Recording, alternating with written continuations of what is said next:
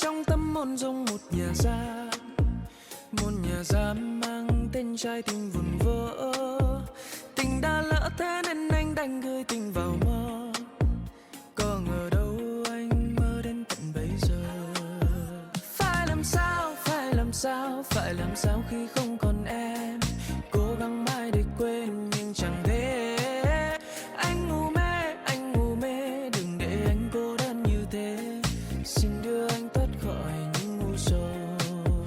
Vì em đã khác xưa quá nhiều, trong lòng anh đến nay đã hiểu rằng em mãi mãi không trở về về với anh. Một vết cắt đến nay chẳng lành, trong lòng anh bấy lâu vẫn lạnh, tên của em vẫn còn ở trong anh.